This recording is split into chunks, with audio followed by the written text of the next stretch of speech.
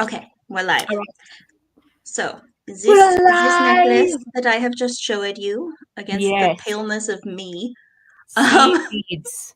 Some beautiful seed beads. yes, and then some slightly larger, like faceted beads. And you found the metallic coated ones that you were talking about? Well, no, so these are not metallic. These are just faceted. Okay. I'm not using the metallic coated ones. I did have to go and get, so for context for anyone else who may ever watch this, I had forgotten exactly what color of beads I had, and so I had to go back and get black seed beads today. And I also got better wire because the wire I got was not, it was like, it wasn't multi-strand coated wire. It was just like single ply, and it was not gonna hold up. Yeah, it's going to be brittle. Yeah. So this is better. And so what I'm gonna do, this is gonna be like the pattern, and then right here where there's only one, I'm gonna hang a little dangly off of. Ooh, pretty. I hope though. I love it. And I'm reading because you are making art, and I can't make art because the art cave is destroyed. Indeed. It will have its resurrection soon. I'm finding all sorts of mad shit that's just been missing for like at least 8 years, because that's when we moved in. Where's the one thing? I don't see it. Oh, there it is. Hang on. My little Stabilo pens were Oh yeah. in the box with the Passport Summer Fun. Do you remember when I did that with the kids? Mm-hmm. So they were like, the oldest ones were 8 or 9 that summer. So these have been in that box ever since. It's 12 years ago for context. And what was I just looking at? Oh, yeah. This turned up. I'd forgotten that this existed.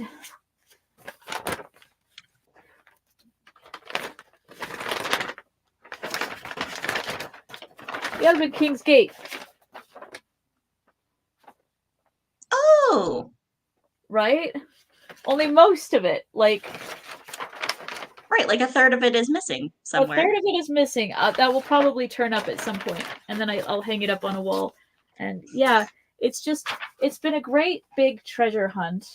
Found lots of projects that I have been like, oh, I want to work on that again, and couldn't find, like the scrapbook I was making for myself with old family pictures, and Mm-hmm.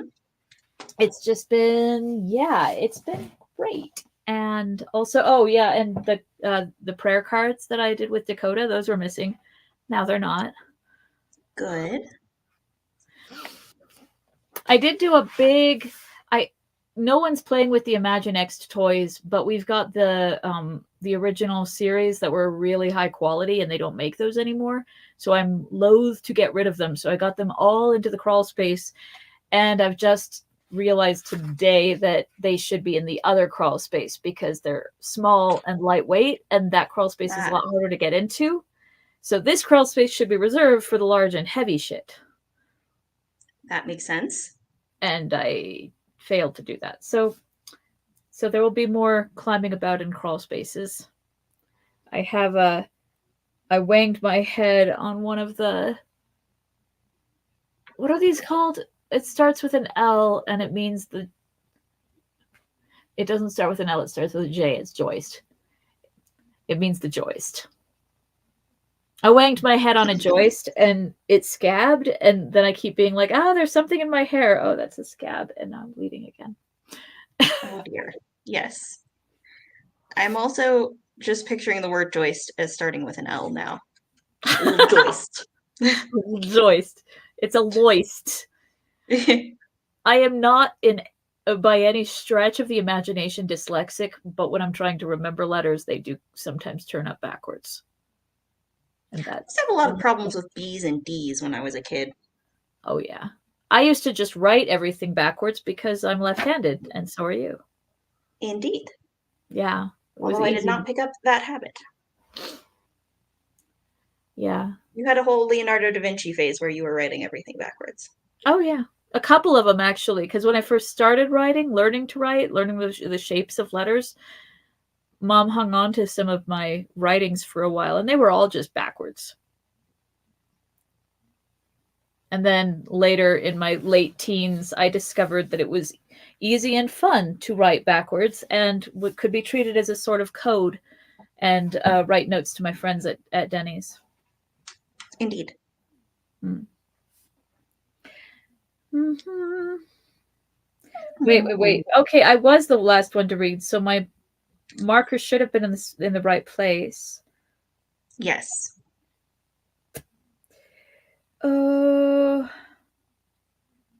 I think.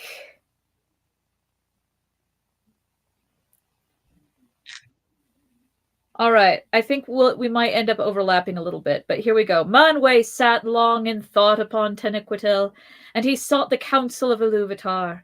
And coming then down to Valmar, he summoned the Valar to the Ring of Doom, and thither came even Ulmo from the outer sea.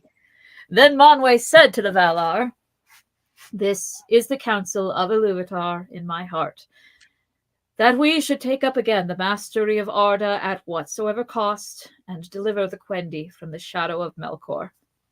Then Tulkas was glad. Like, fucking finally! But Aule was grieved, foreboding the hurts of the world that must come of that strife. Is there going to be worse than leaving Melkor in charge, Aule? Like...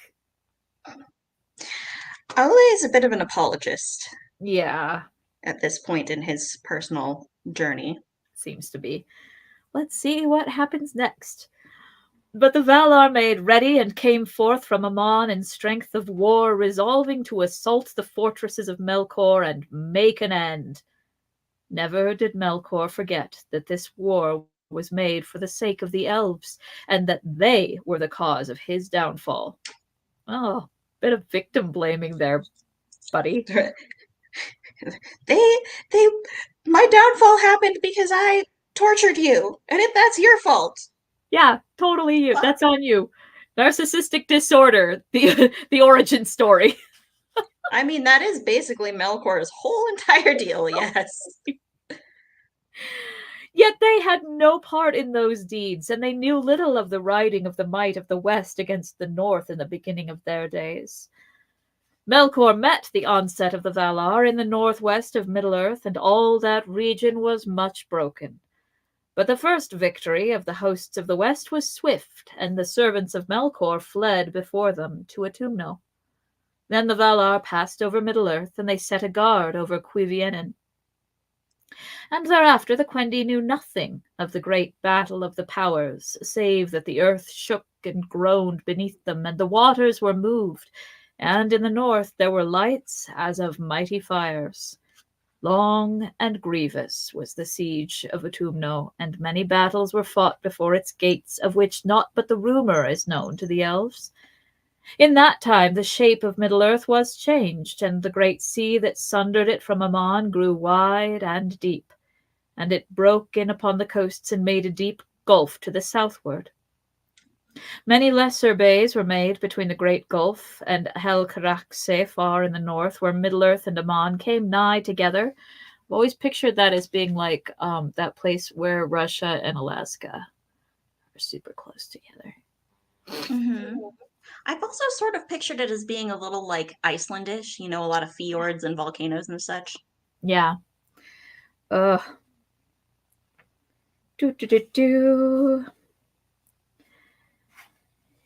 Hey. Of these the Bay of Balar was the chief, and into it the mighty river Sirion flowed down from the new raised highlands northwards, Dorthonion, and the mountains about Hithlum. I love that every landmark that's born immediately has a name. None of which I am going to ever remember. You better. Hithlum is important later. Then I guess I'll remember that one. I could be wrong. I'm making it up. I don't know. I haven't read this before. I thought you knew. Don't gaslight me about Hithlum.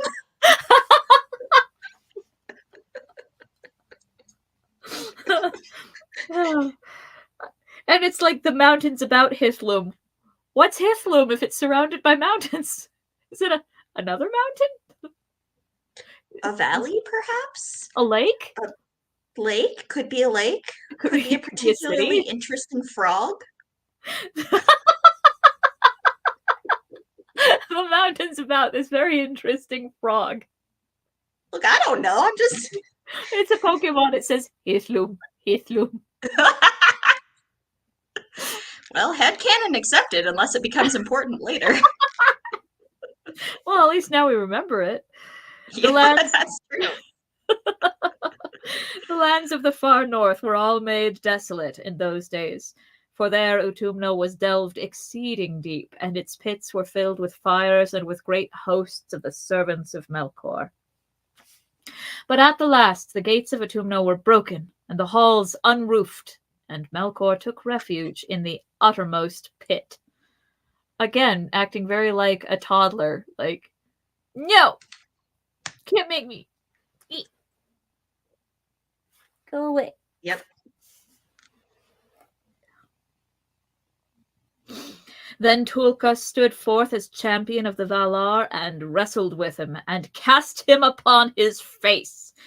And he was bound with the chain Angainor that Aule had wrought and led captive. And the world had peace for a long age. Even the chain has a name. I was just thinking that. I was like, you named the chain, though? They named the chain.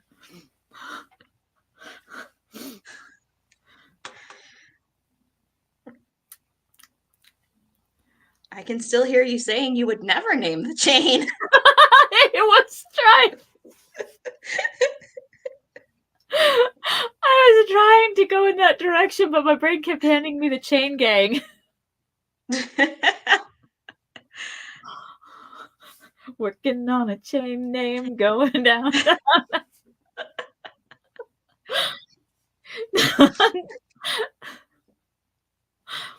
Nonetheless, the Valar did not discover all the mighty vaults and caverns hidden with deceit far under the fortresses of Angband and Utumno.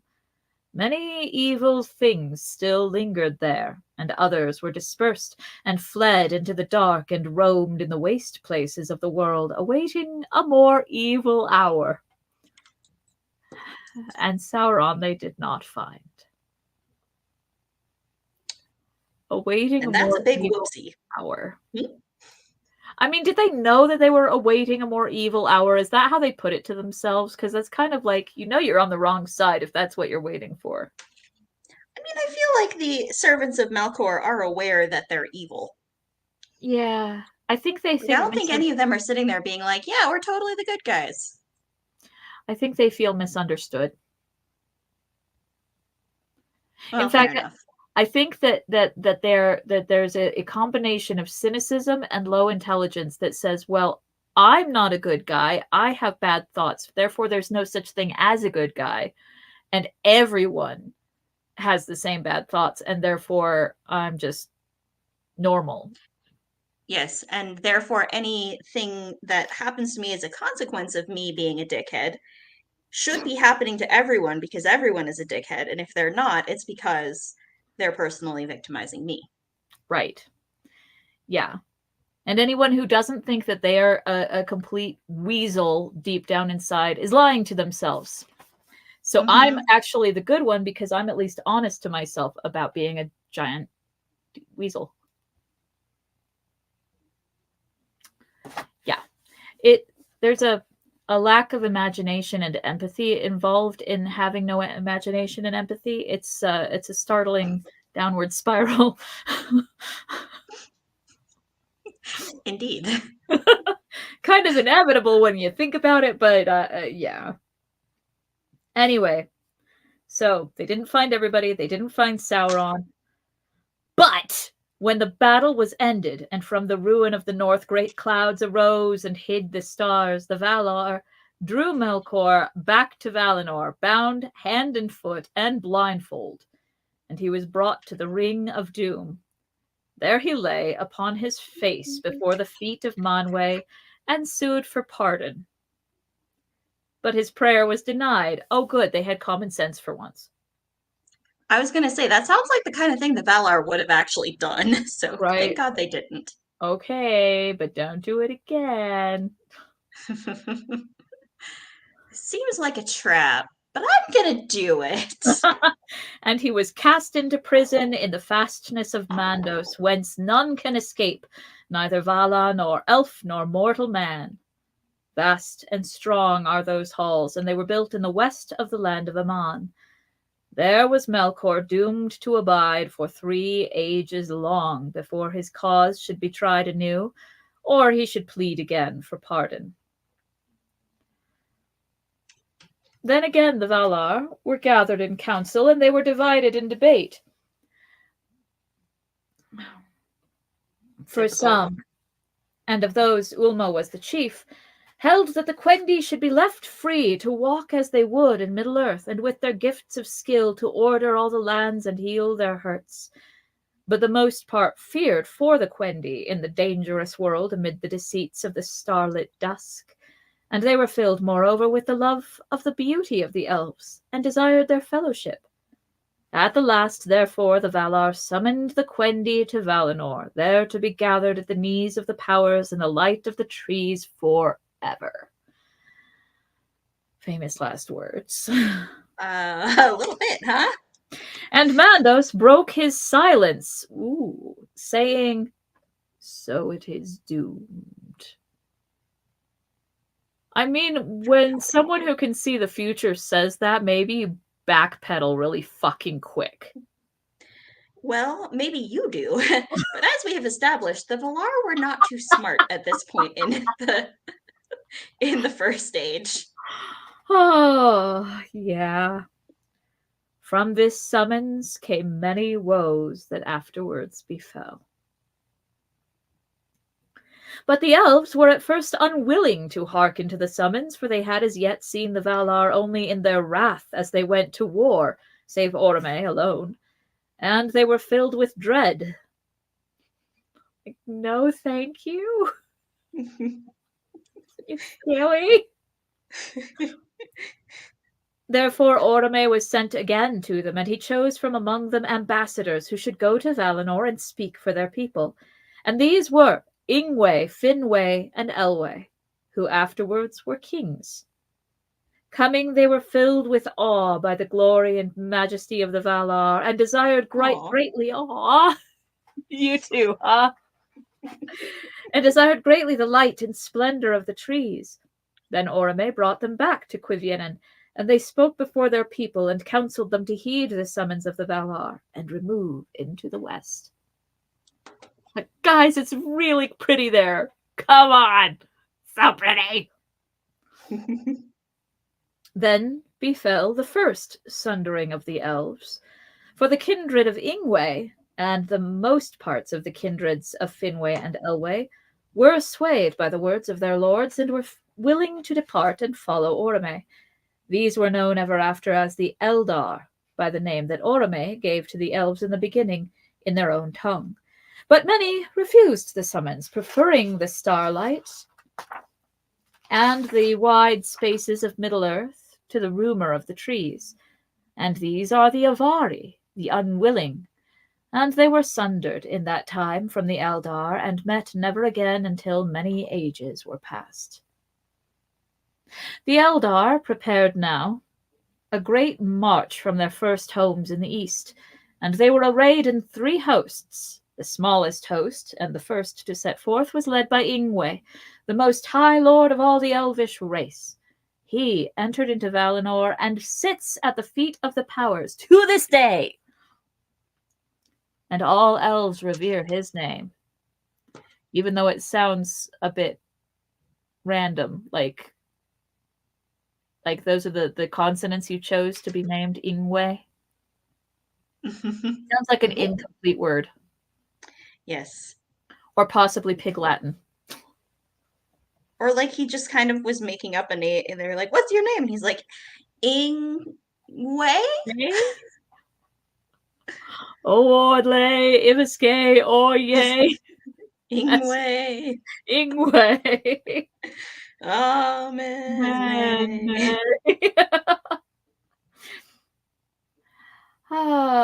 But he came never back, nor looked again upon Middle-earth.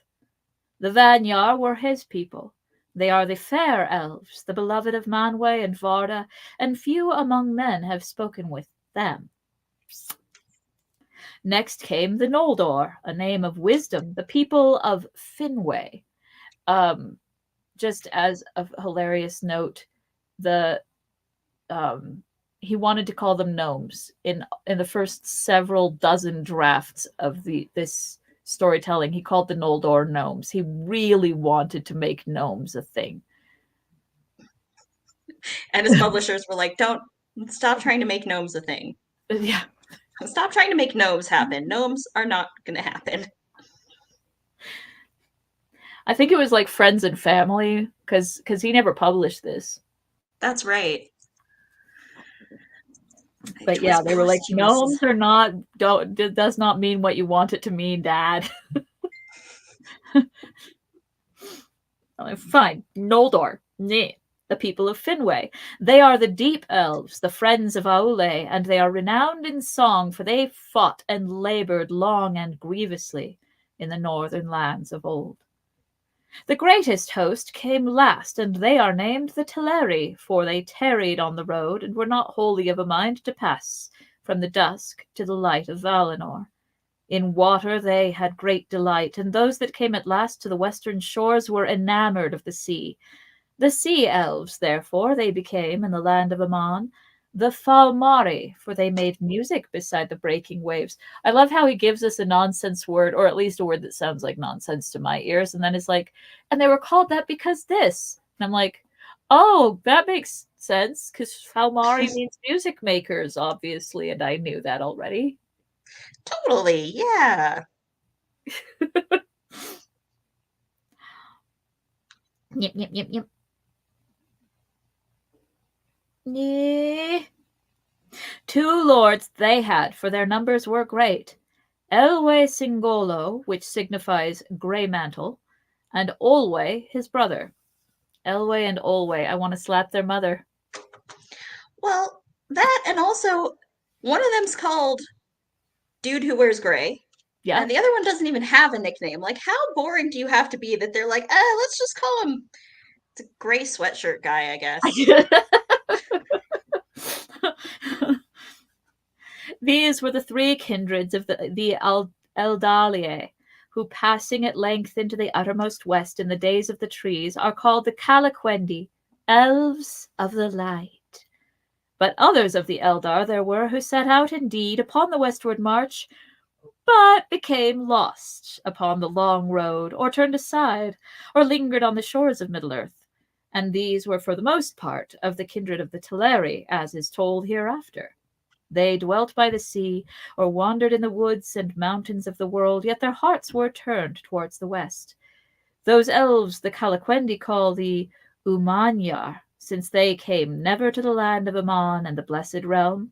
But the Umanyar and the Avari alike they call the Moraquendi, elves of the darkness, for they never beheld the light that was before the sun and moon.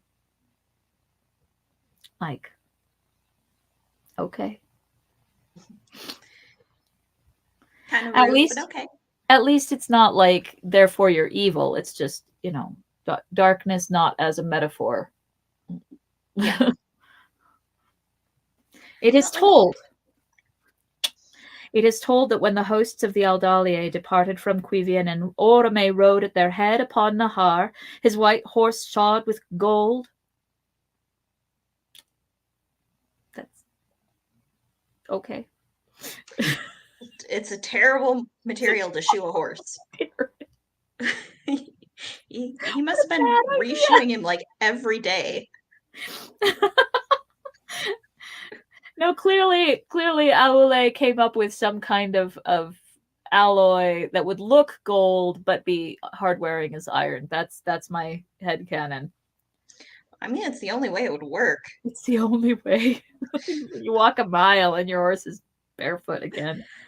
Not to mention, it takes you forever to walk a mile because gold is super heavy. Your horse is like, ugh, ugh.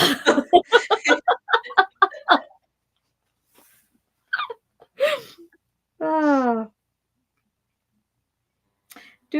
do. And passing northward about the Sea of Helcar, which is not the same as. So the Sea of Helcar is not the same as the frog of Shit, Hishlum. we already forgot the frog's name. Oh, we're never going to forget now that we know he's a frog, we said. Hishlum, Hishlum. Hithlum, thank God. That was about to be very embarrassing. I looked it up. All right. Yeah, we've only made it a page. It was easy to find. Anyway, passing northward about the Sea of Helcar, they turned towards the west. Before them great clouds hung still black in the north above the ruins of war, and the stars in that region were hidden. Then not a few grew afraid and repented and turned back and are forgotten.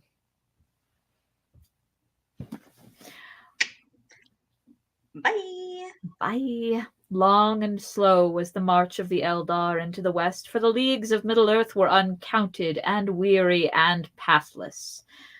Nor did the Eldar desire to hasten. They died of dysentery.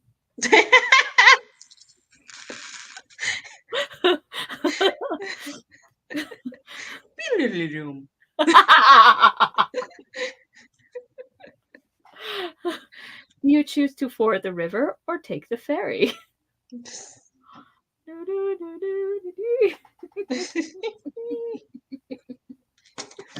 Nor did the Eldar desire to hasten, for they were filled with wonder at all they saw, and by many lands and rivers they wished to abide. Like, this place is nice. Can we settle down here? My feet hurt. Can you stop? That mountain's pretty. I want to live here and look at that mountain. Are we there yet? Could this be all yet willing to wander? Many feared rather their journey's end than hoped for it. Therefore, whenever Orome departed, having at times other matters to heed, they halted and went forward no more until he returned to guide them. It came to pass, after many years of journeying in this manner, that the Eldar took their course through a forest, and they came to a great river, wider than any they had yet seen, and beyond it were mountains whose sharp horns seemed to pierce the realm of the stars. This river, it is said, was even the river which was after called Anduin the Great, and was ever the frontier of the westlands of Middle-earth. But the mountains were the Hithaglir, the towers of mist upon the borders of Eriador. Yet they were taller and more terrible in those days, and were reared by Melkor to hinder the riding of Orome. We don't need tectonic plates when we have angry gods. Well, I mean, what really is the functional difference between a tectonic plate and an angry god? You know? Not much. In fact, it's likely that he used the tectonic plates in his anger, so they're not even mutually exclusive. Yeah. He just banged them together. Yeah, absolutely he did. Now the Teleri abode long on the east bank of that river and wished to remain there, but the Vanyar and the Noldor passed over it, and Orome led them into the passes of the mountains. And when Orome was gone forward, the Teleri looked upon the shadowy heights and were afraid. Then one arose in the host of Olwe, who was ever the hindmost on the road. Lenwe he was called. He forsook the westward march and led away a numerous people southward down the great river, and they passed out of the knowledge of their kin until long years were past. These were the Nandor. And they sucked blood and were never mind. And they became a people apart, unlike their kin, save that they loved water, and dwelt most beside falls and running streams. Greater knowledge they had of living things, tree and herb, bird and beast, than all other elves. In after years, Denethor, son of Lenwe, turned again west at last, and led a part of that people over the mountains into Beleriand ere the rising of the moon. So Denethor was named for an elf. Hmm. I mean, even primary world mythologies tend to recycle names a fair amount. Yeah. No, it makes sense. People get named after other people. That's a thing that happens. Right? And some names are just common, like Denethor might be Jonathan of Middle Earth. That's true too. Right? At length the Vanyar and the Noldor came over Ered Luin, the Blue Mountains, between Eriador and the westernmost land of Middle-earth, which the elves after named Beleriand. And the foremost companies passed over the Vale of Sirion, and came down to the shores of the great sea between Drengist and the Bay of Balar. But when they beheld it, great fear came upon them, and many withdrew into the woods and highlands of Beleriand. Then Orome departed and returned to Valinor to seek the counsel of Manwë, and he left them. The host of the Teleri passed over the misty mountains and crossed the wide lands of Eriador, being urged on by Elwë Singolo, for he was eager to return to Valinor and the light that he had beheld, and he wished not to be sundered from the Noldor, for he had great friendship with Finwë, their lord. Thus, after many years, the Teleri also came at last over Ered Luin into the eastern regions of Beleriand. There they halted and dwelt a while beyond the river Gelion. Oh man, well, we're not going to start a new chapter at 758, but of Yeah, Thingol and probably shouldn't. Melian is great. I love this story because it's so like, and there they stood for 7 years, enraptured by each other without being able to talk.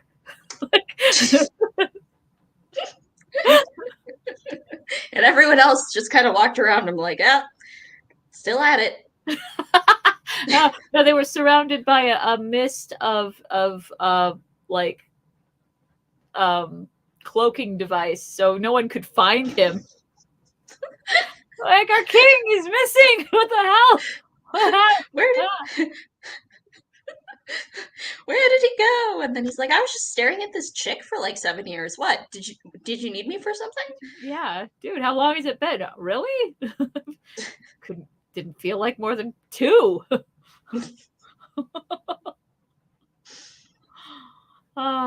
Yeah. Yeah. All right. And when I try to read this to myself, I get so tired of like, it's like, here are the 5 different groups of elves. And I'm like, okay, we're going to follow one of them, right? No, you're going to follow all fucking 5. You have to know that it's going to get braided together and like that. Remember this thing 50 pages ago? That's going to turn out to be significant, so pay attention. And I'm like, I can't. Not without you. Well, apparently I can't even with you because I've forgotten the frog's name again already. Hitler! I'm not going to remember it. I'm going to be honest with you. You will, you can, you shall, or it doesn't matter at all. Also that. Okay. So here's the thing, which is pretty, by the way. I think it's coming out very nice. But also, it is supposed to be, so like, this is one repeat, right? From the big bead to the next big bead. Yeah. So it's supposed to be 4 repeats. And then 3 tiers of this pattern. Ooh. Which would be very pretty. I don't think I have enough beads for that. Yeah, I'm thinking another trip to the bead store. I don't think I can make another trip to the bead store. Oh. That's right. This has to be ready for a thing. This has to be ready for a thing in 3 days. I think 1 or 2 tiers might be absolutely lovely. I feel like 2 tiers would be okay, right? And I think I could do that because I'm about a quarter of the way through. It's these small beads that are the limiting factor. Yeah. These little faceted guys right here. I'm about a quarter of the way through the ones I have. Right. So if I do 2 tiers, then that should about that shouldn't use them all up. All right. Okay. Good. Well, I'm glad we settled that. Indeed, we And did. Hang on, apparently I unplugged my laptop. Oops. There we go. Now you're plugged in. All right. Well, I'm gonna go eat some dinner. Well, okay. I think you should, and I love you very much. I love you too. And I will talk to you Cuidado. possibly next week. Yes, I Yama. hope so. And Happy New Year.